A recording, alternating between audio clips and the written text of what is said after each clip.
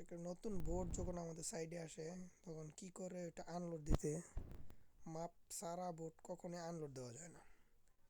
তো আনলোড দিতে হলে এই বোটটা মাপতে হইব। এই যে মাপার কাজ চলতেছে দেখেন। এই বোটটা কালকে রাত্রে আসছে। এই বোট অনেক বড় একটা বোট, প্রায় 27,000 এই বোটটা। এই যে মাপার কার্যক্রম চলতেছে, দেখা যাক। এই বোট, একটা বোট মাপতে হইলে প্রায় আধা ঘন্টার মতো সময় লাগে। এই যে একটা বোট মাপতে হলে নিচে 3 জন নামতে হয়, মোট 4 জনের মতো লোক লাগে।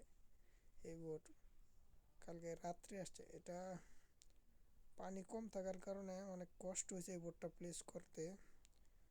দেখা যাক কি করা যায়। এটাকে আনলোড দেওয়ার পরে মনে হয় না এরপর এই বোটটা আর আসবে। আবার পানি যদি বাড়ে তাহলে যদি আসে। পানি, নদীর যে অবস্থা এই যে দেখেন, একদম শুকিয়ে কাঠ হয়ে রয়েছে, একদম একটুও পানি নাই। এই বোটটা কালকে রাত্রের জোয়ারে আসছে, তাও প্লেস করতে পারে নাই, অনেক কষ্ট করে প্লেস করছে। নিচে এই যে মাপতাছে, এবার ইঞ্জিনিয়ারও নেই, মাপতাছে এই বোট। আর পাশে এই যে বোট আরেকটা লাগানো। এই যে এই বোটটা মাপতে অনেকক্ষণ টাইম লাগবে, তাই এই বোটটা আবার আনলোড করার জন্য লাগাই দিছে। এই যে এই বোটটা প্রায় আনলোড করা শেষ।